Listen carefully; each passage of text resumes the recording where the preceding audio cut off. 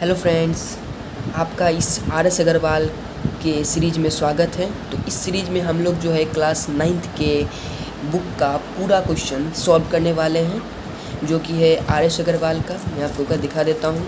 ये secondary school का है, सेकेंडरी स्कूल मैथमेटिक्स है, जो कि क्लास 9th का है आर एस अग्रवाल का। ठीक है, इसमें मैं आपको सारे क्वेश्चन जो है सॉल्व करके दिखाने वाला हूँ। ठीक है, तो इसमें कुछ 5-6 टॉपिक्स हैं। ठीक है, और उनके बहुत सारे एक्सरसाइज हैं। तो मैं सारे एक्सरसाइज को इस पूरे सीरीज़ में सॉल्व करूँगा। ठीक है, ये जो वीडियो है आपको डेली मिल जाएंगी इसी चैनल पर, तो आप बने रहिए। ठीक है, तो चलिए हम शुरू करते हैं। तो हमारा जो पहला चैप्टर है वो है नंबर सिस्टम। तो चलिए हम इसके बारे में कुछ जान लेते हैं, फिर आगे बढ़ते हैं। ठीक है, तो नंबर सिस्टम में आप कुछ ये जानी होंगे, जैसे कि यहाँ पे नेचुरल नंबर। नेचुरल नंबर मतलब हो गया all counting numbers are called natural number, यानी जितने भी गिनती की संख्याएं हैं उन्हें हम लोग नेचुरल नंबर कहते हैं। जैसे 1 2 3 4 5 6 7 8 आगे जितने भी हैं ETC करके, ठीक है, वो सारे नेचुरल नंबर हो जाते हैं। और होल नंबर क्या होता है कि वो भी नेचुरल नंबर की तरह ही होता है, लेकिन बस उसमें जीरो आ जाता है, जीरो से लेके एंड तक। ठीक है, यानी 0 1 2 3 4 5 6 7 8 ETC इस तरह से। तो आपको नेचुरल नंबर हो जाएगा 1 2 3 4 5 6 7 ऐसे करके, और होल नंबर हो जाएगा 0 से स्टार्ट होके एंड। ठीक है, तो इसमें है कि आपको सबसे लीस्ट नंबर, सबसे छोटा जो होल नंबर है वो आपका 0 होता है। और ये जो नंबर्स होते हैं ये इनफाइनाइट होते हैं। ठीक है, नेचुरल नंबर भी आपका इनफाइनाइट होगा, ये कहीं भी नहीं रुकेगा, ये चलता जाएगा। और होल नंबर भी कुछ इसी प्रकार का होता है। और एक और बात कि every natural number is a whole number. हर एक जो नेचुरल नंबर है वो होल नंबर हो सकता है, लेकिन हर एक होल नंबर नेचुरल नंबर नहीं हो सकता, क्योंकि 0 एक होल नंबर है लेकिन 0 एक नेचुरल नंबर नहीं है। ठीक है, जैसे यहाँ पे लिखा हुआ भी है, all whole numbers are not natural number as 0 is a whole number which is not a natural number. ठीक है, उसके बाद आता है आपका इंटीजर्स।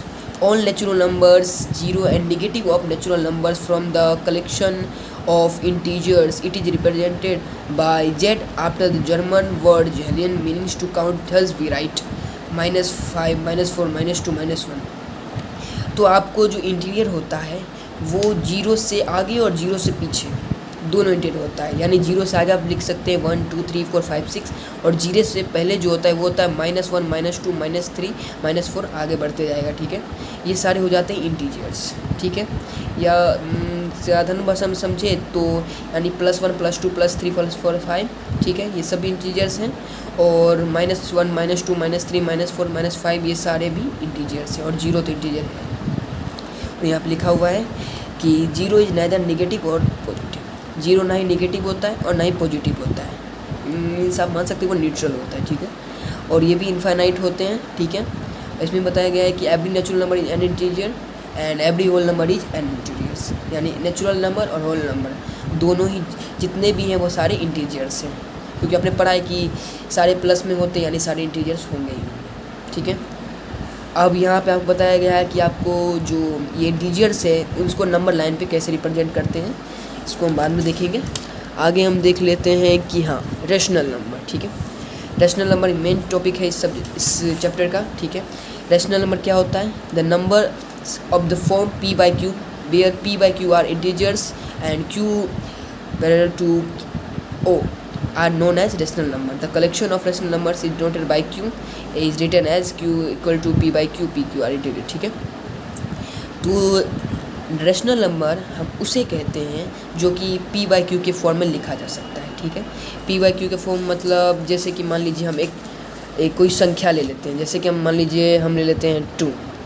अब हम लोग 2 को p by q के फॉर्म में लिख सकते हैं, मतलब में लिख सकते हैं, क्योंकि अगर 2 है तो 2 के नीचे में ऑटोमेटिक 1 होता है। ठीक है, 1 मिनट में कैमरा एडजस्ट कर लेता हूँ थोड़ा सा।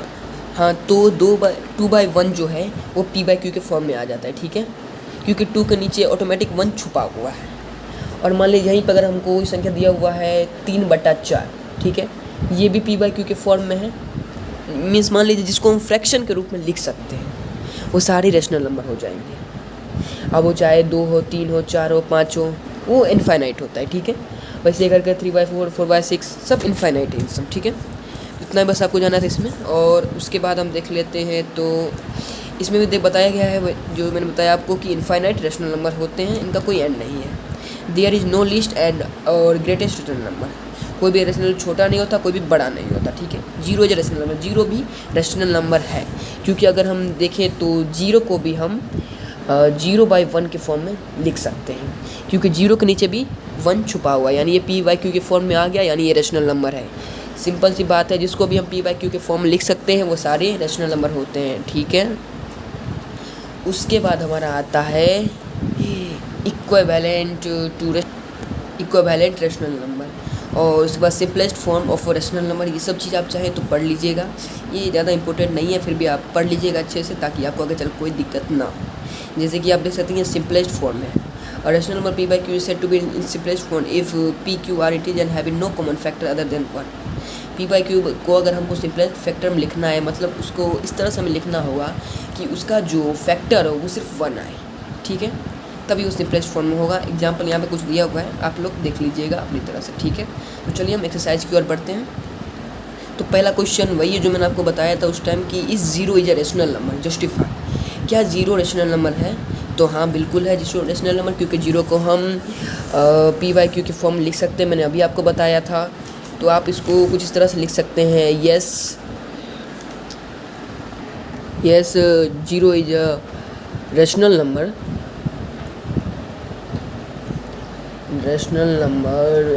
बिकॉज राइटिंग में मत ध्यान दीजिएगा, ठीक है, because it can be written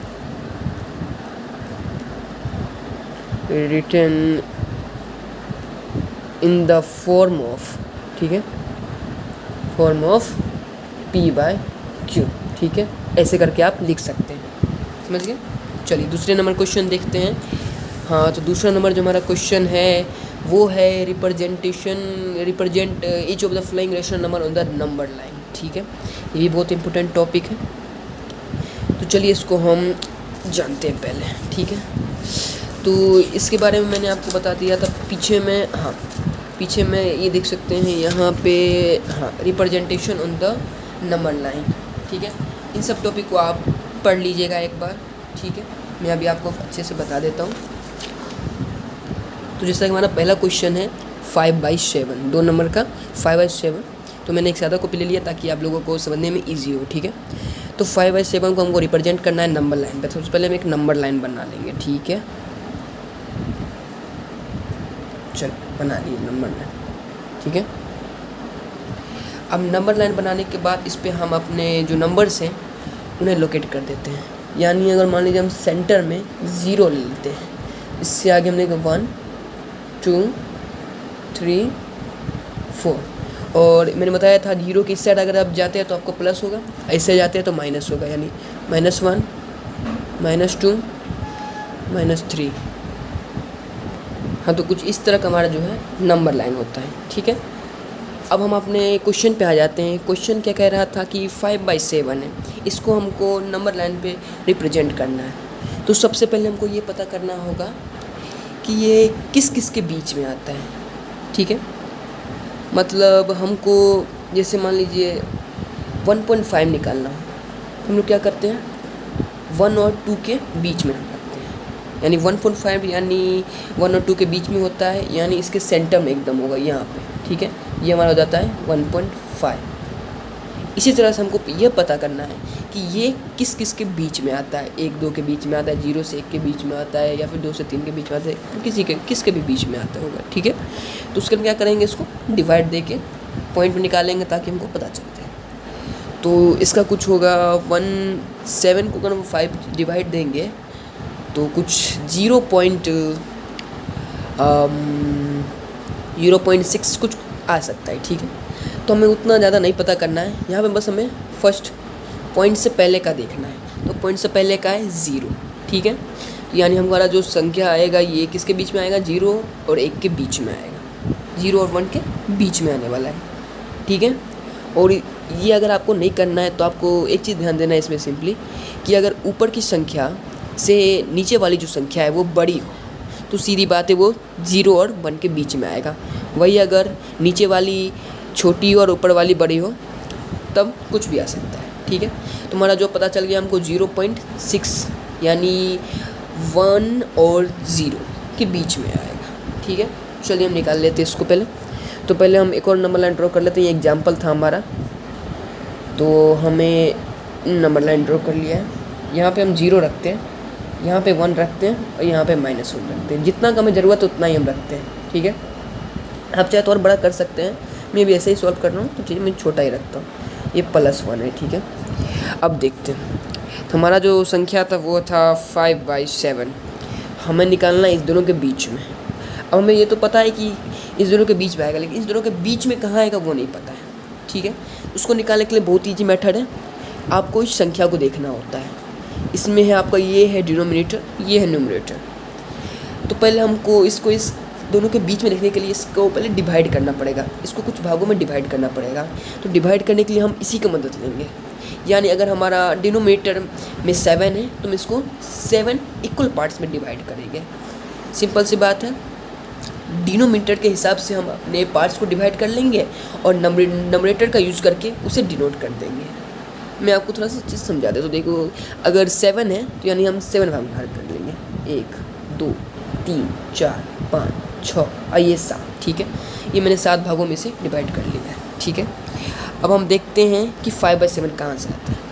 तो ऊपर हमारा 5 है, यानी इसमें हम 5 टाइम्स आगे चले जाएंगे, यानी 1 2 3 4 5, यानी हमारा 5/7 ये हो जाएगा। सिंपल, ठीक है। हमारा जो डिनोमिनेटर है उसका यूज हम करेंगे पार्ट्स को डिवाइड करने में, और न्यूमरेटर का यूज करेंगे उसको डिनोट करने में।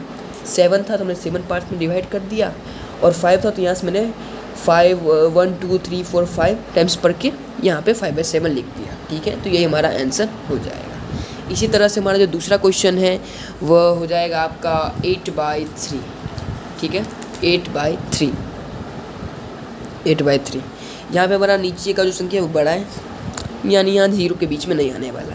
यानी आपको हो जाएगा 3 2 जा 6 7 8 यानी 20, यानी 3 6 जा 18, ठीक है। यानी 2.6 है, यानी 2 और 3 के बीच में आने वाला है।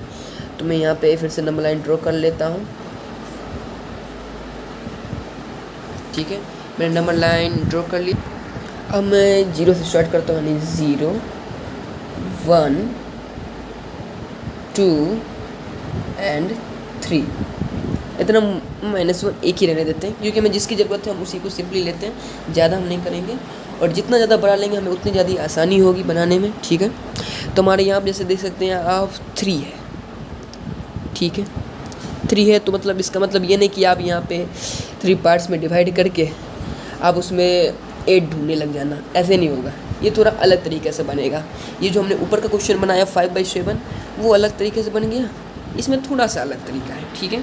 ज़्यादा अलग नहीं है, थोड़ा सा अलग है। इसको आपको क्या करना होगा कि मिक्स फ्रैक्शन में कन्वर्ट कर लेना होगा। मिक्स फ्रैक्शन यानी आपको 3 से 8 में डिवाइड देना होगा। 3 2 जा 6 2 बच गया, यानी कि यहाँ 2 2/3 ये वाला यहाँ चला जाएगा। मतलब इसका जो आपका रिमाइंडर आ गया वो ऊपर की साइड चला जाएगा, और आपने जिससे डिवाइड दिया था वो नीचे चला जाएगा, और जो आपका क्वोटिएंट आ गया वो इधर ही रहेगा। यानी आपको हो जाएगा 2 2/3। हमें ये तो पता था कि 2 के बीच में 2 और 3 के बीच में आने वाला है। अब हमें ये पता चल गया कहाँ आने में। देखो अब इसको हम अलग कर देते हैं, यानी जो हमारा 2 है वो हमें पता है किसके आगे आने वाला है, बस हमें पता करना है कहाँ आने वाला है, यानी 2/3। तो इसको हम क्या करेंगे, डिनोमिनेटर के हिसाब से 3 इक्वल पार्ट्स में बांट देंगे, 1 2 और ये 3, तीसरा भाग यही है, ठीक है। यानी 3 बार भागने के बाद देखेंगे तो ऊपर 2 है, यानी 1 2, यानी इस पर हम पॉइंट करते हुए यहाँ पे लिख देते हैं 8/3, और हम ये भी लिख सकते हैं कि 2 2/3। बात दोनों का वही है। अब चलिए नेक्स्ट क्वेश्चन पे आ जाते हैं। तो हमारा जो नेक्स्ट क्वेश्चन है वो है -23/6, ठीक है। -23/6। तो इसमें हम क्या करते हैं, पहले इसका मिक्स फ्रैक्शन निकाल लेते हैं। हमें इसमें डेसिमल निकालने की ज़रूरत नहीं है, हम सीधा मिक्स फ्रैक्शन निकाल के भी इसको कर सकते हैं। यानी -23 का आपको हो जाएगा 6 -23, यानी होता है 6 3 जा 18, ये 5 हो जाएगा। यानी आपका आ जाएगा 3 5/6 माइनस में, याद रखिएगा माइनस यानी आपका नंबर लाइन के लेफ़्ट साइड ये जाएगा। तो हम नंबर लाइन ड्रॉ कर लेते हैं।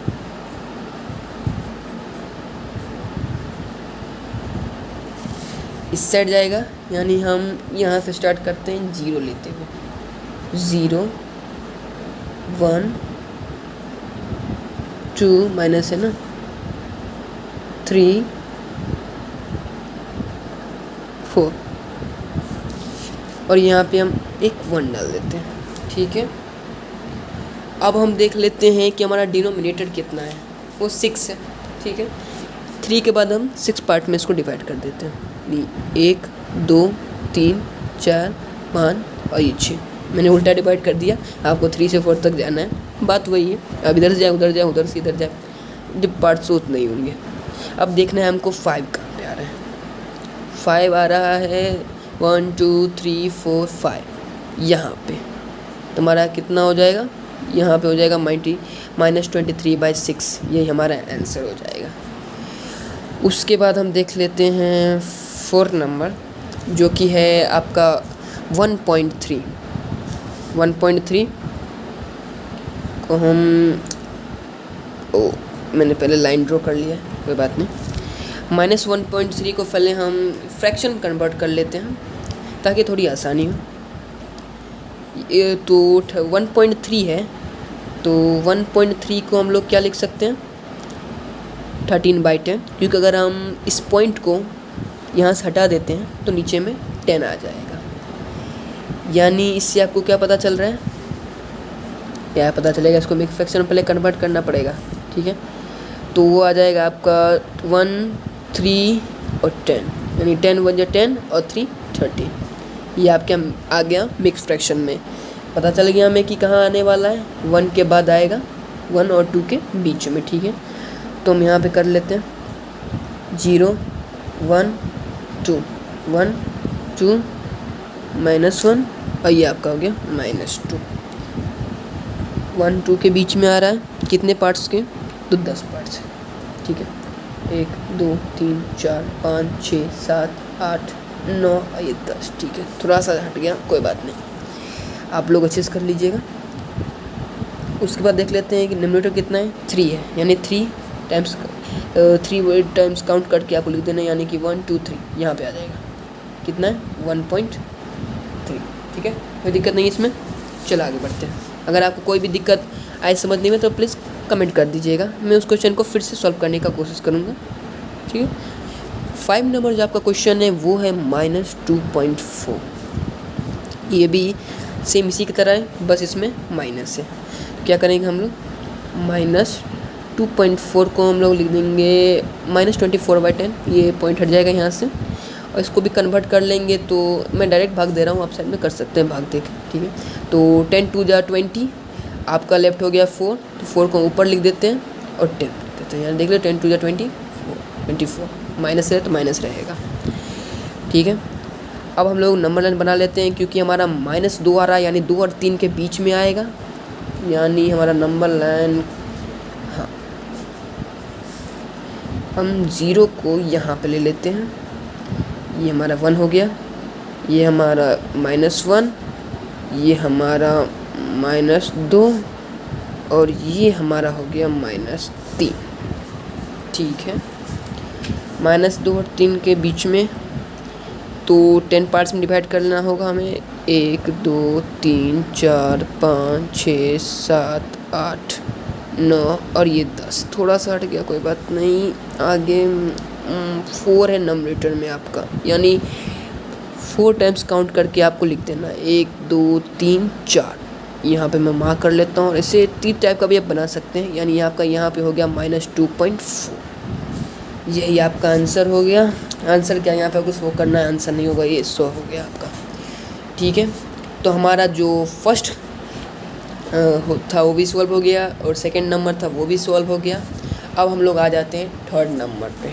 ठीक है, वीडियो थोड़ा ज़्यादा लंबी हो गई है, तो मैं थर्ड नंबर का आपको 2 क्वेश्चंस सॉल्व करके दिखा देता हूँ। ठीक है, तो हमारा जो क्वेश्चन है वो है find a rational number between 3/8 and 2/5। देख लीजिए, इसके लिए क्या होता है, एक फॉर्मूला होता है। एक फॉर्मूला होता है, आपको RS अग्रवाल ने फॉर्मूला प्रोवाइड कराया है इसके लिए। वो फॉर्मूला क्या है, पहले यहाँ पे मैं आपको लिख देता हूँ। यहाँ पे 3rd नंबर क्वेश्चन है आपका, क्या है 3/8 एंड 2/5। अब इसके बीच में हमें रेशनल नंबर फाइंड करना है।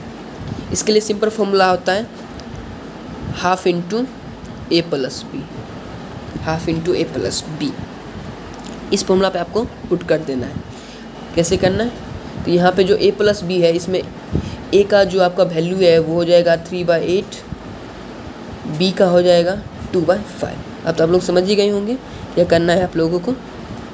हाफ इंटू 2/5, और उल्टा हो गया, कोई बात नहीं, 3/8 हाफ इंटू हो जाएगा आपका 8 और 5 का LCM निकाल लेना है। कितना हो जाएगा, 40 हो जाएगा, क्योंकि इसका LCM नहीं निकल सकता है, तो 40 हो जाएगा।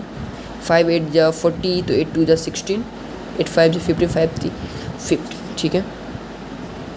हाफ इंटू 16 और 15 कितना होता है, 6 5 11 1 1 2 1 3/40, यानी आपका जो आंसर हो जाएगा वो हो जाएगा 31/80, 4 2 जा 80, यानी आपका आंसर हो जाएगा 31/80, ठीक है।